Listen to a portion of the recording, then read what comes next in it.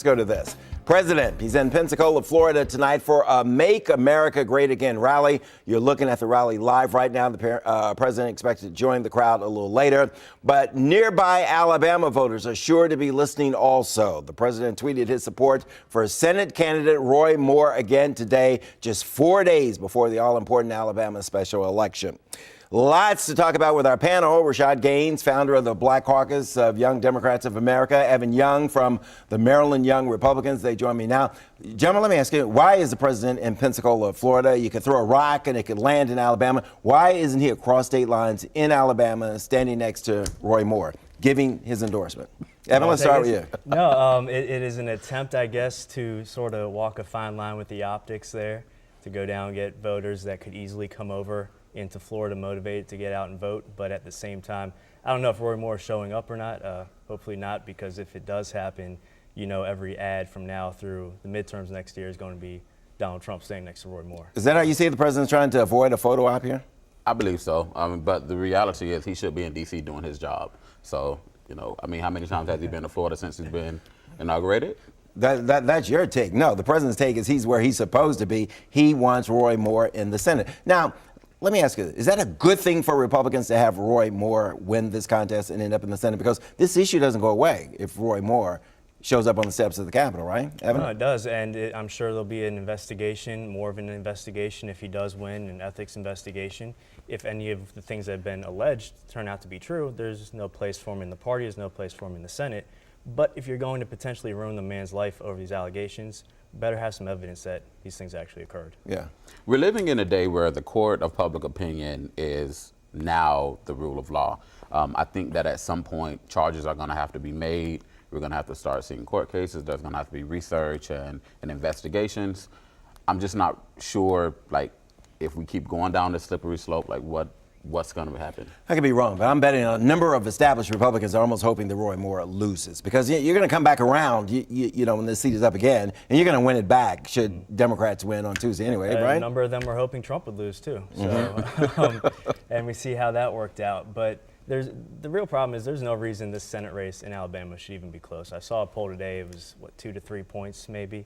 There's just no reason that we should even be debating whether or not a Republican wins an Alabama Senate seat. Should Roy Moore have dropped out? I haven't talked to you in a while. What are your thoughts? You know, again, we have allegations at this point. If there was audio or video or actual pictures, some of the things we've seen with other people, then he should. Yeah. But now, a yearbook that apparently was discredited today, I don't think that's enough to drop out. Okay, let's talk about the sexual allegations in general. We've had people leave this week. I mean, this has been an incredible week.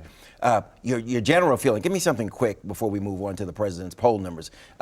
Your thoughts on the sexual harassment and where we're going. Are we moving in the right direction? We are moving in the right direction when it comes to men taking ownership of their actions that are not correct. However, when we're talking about partisan lines, both Democrats and Republicans on this are culpable. I was so annoyed yesterday with everyone saying, oh, it's a sad day. No, it's a great day. Someone who has been preying on women is now no longer in seats of leadership in our country, whether that is a Democrat or Republican, and I rest on that. Yeah, and women are going to be glad to hear you say that in the minutes. Yeah, well, and I agree. And, you know, if any party's here looking for the moral high ground when there's millions of anonymous dollars that have been paid to buy off harassment claims, I think we're way past that. It should just you both would agree we want to see what's behind those numbers. Absolutely. Those are taxpayer dollars. Okay, Absolutely. Let's move on to Evan, something you've been harping about every time you come on. Why aren't we talking about, you know, the economy and jobs? Exactly. And the market's going through the roof. The job numbers are down, even for minorities. I mean, there's something you know to be celebrated here. However, the president's approval numbers are still almost tanking, 32% according to the Pew Research group. Well, a lot of the election last year and a lot of the opinions, whether you love Donald Trump or hate Donald Trump, aren't really based off of data and reason. It's a lot of emotion. So no matter how good the market's doing, no matter how much the gains are in the Dow, no matter how much unemployment's falling, or no matter how much the economy's growing, there's going to be people that just hate Donald Trump no matter what. And if things were going in the opposite direction, there'll be people that love him no matter what. Could the president be taking too much credit for this? I mean, you know, we were headed up, you know, under Barack Obama. I mean, he also had great numbers. Economic growth in 2016 was down from 2017, and he was the first president to never see a single year of 3% growth. So Trump should be taking some credit for this.